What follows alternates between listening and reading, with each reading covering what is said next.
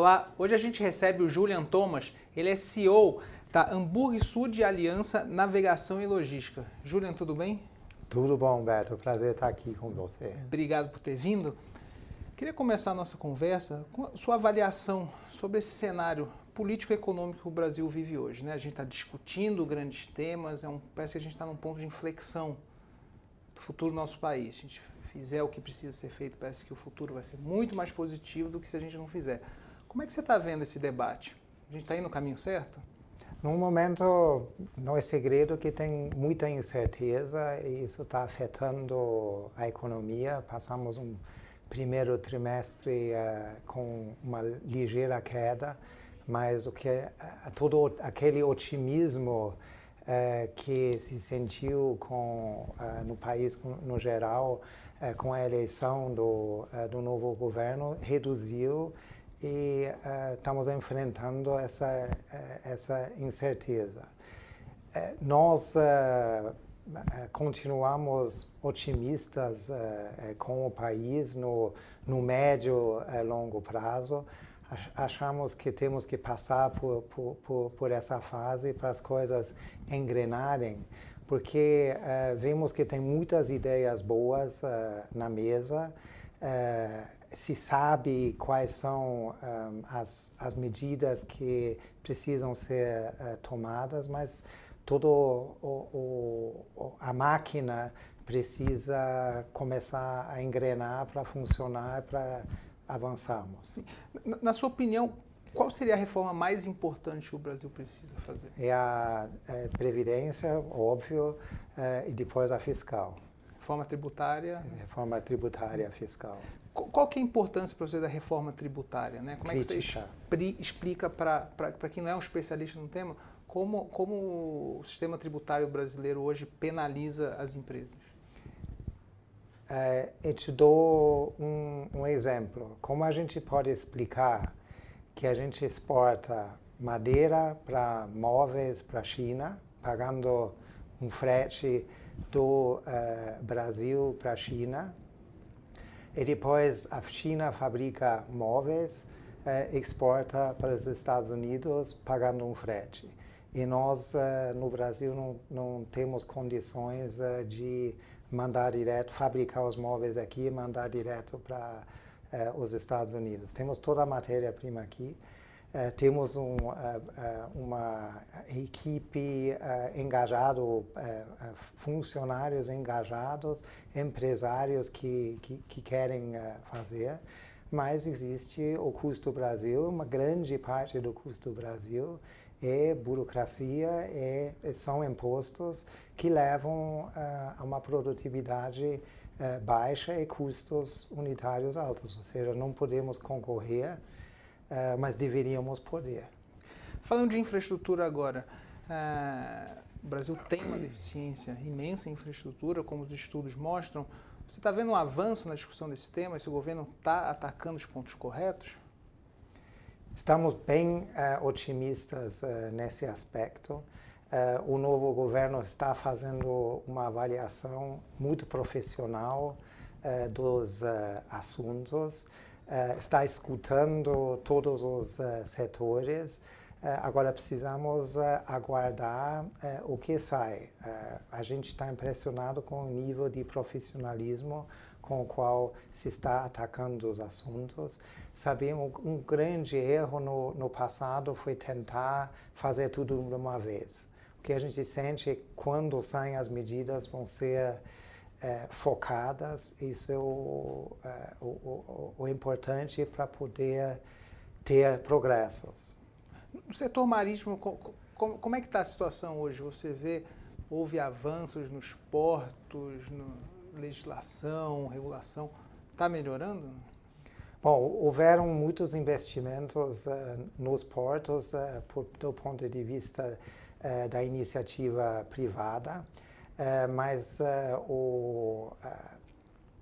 a falta de investimento dos anos passados ainda precisamos de mais investimentos para recuperar o terreno passado, sobretudo no Norte e Nordeste. em que existe uma falta de capacidade grave. Mas isso é parte dos terminais portuários. A parte de infraestrutura de acesso aos portos é crítica, tanto pelo mar, com dragagem em vários portos, como o acesso por terra de estradas e ferrovias. A ferrovia é uma grande aposta no futuro, para o transporte de containers também, que hoje é marginal, tem um grande potencial de crescimento para desafogar a infraestrutura das estradas. E, obviamente, também tem a cabotagem, em que a gente tem investido bastante. É isso que eu ia te perguntar da cabotagem, né? Há alguns anos falava-se muito pouco na cabotagem no Brasil. Quase a totalidade do transporte de cargas era feito em rodovias. Isso está mudando, a cabotagem parece que vem crescendo a uma taxa média de 10% há uns 10 anos. A gente está atingindo uma situação de maturidade na cabotagem no Brasil? Eu não diria a maturidade, ainda tem muito potencial para crescer. Esse primeiro trimestre, o modal cresceu mais 17%. E as perspectivas são de um crescimento continuado. Qual que é a vocação da cabotagem? Ou seja, que tipo de empresas poderiam utilizar esse modal? Qualquer empresa pode usar, inclusive depois da greve dos caminhoneiros, tivemos um impulso muito grande de clientes novos procurando o modal. A vantagem é que é consideravelmente mais barato do que o caminhão, mas em longa distância. A vocação é distâncias acima de 1.000 quilômetros para ser realmente efetivo. Comparado com outros países, o Brasil já está utilizando bem a cabotagem? Com certeza está muito mais avançado do que há 20 anos atrás, quando nós começamos. E tem uma vocação com todo esse litoral de 8.000 quilômetros e com uma concentração forte da população ao longo da costa, tem uma vocação natural para isso. E, como eu disse, ainda tem mais potencial, apesar desse crescimento pujante que a gente está vendo. Legal. E como é que estão os investimentos da Aliança no Brasil? Bom, nos últimos 5 anos, especificamente na bandeira brasileira, a gente tem investido mais de R$1 bilhão em navios novos, e nos últimos 2 anos, incluído nesse número, construímos 7 rebocadores em estaleiro brasileiro e não pretendemos parar por aí. A gente, enquanto existe mais demanda, a gente coloca mais capacidade. Vocês estão há muito tempo aqui no Brasil, certo? Sim, a empresa a Hamburg Süd está desde 1871. Seja, por isso que a gente, quando vê os altos e baixos do mercado, a gente tende a ver um pouco mais relaxados do que outros, porque a gente já viu tudo. As subidas, subidas e descidas que são normais. Qual que é o segredo, né, para uma empresa ficar tanto tempo no Brasil e saber lidar com todo esse cenário de turbulência que é natural do país?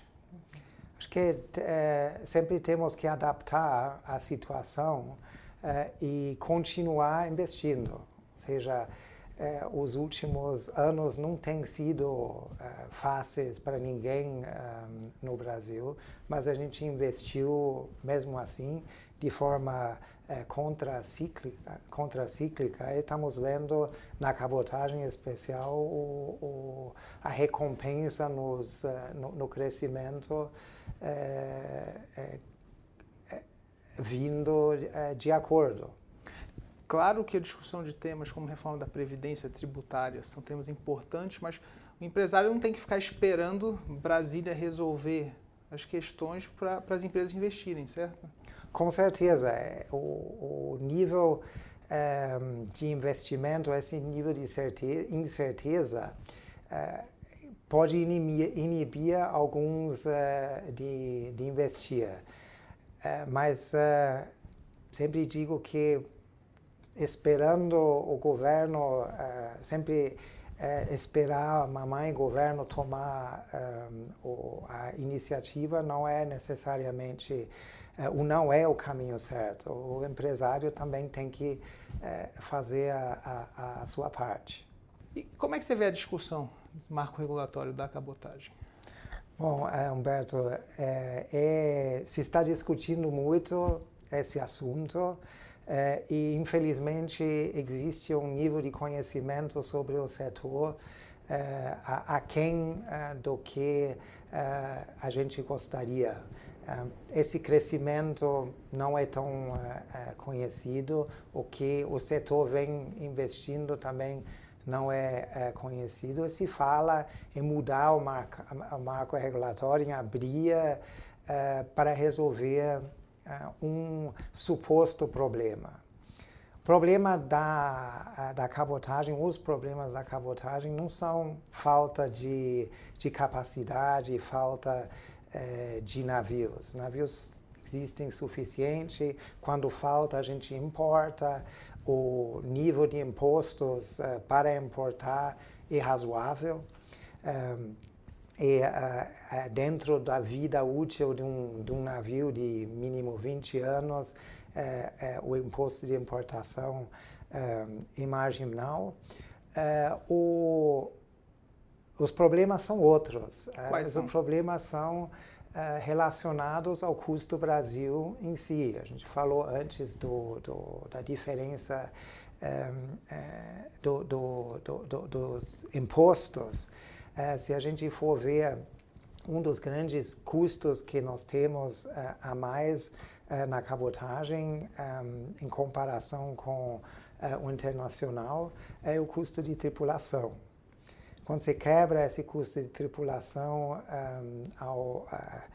nos detalhes, a gente vê que a tripulação brasileira custa a mesma coisa que no salário que uma tripulação estrangeira. Só que os encargos que vão em cima fazem com que o custo final é 35% mais do que o custo internacional. Ou seja, isso é parte do custo do Brasil. É parte do custo do Brasil, parte da carga impositiva em cima do empreendedor.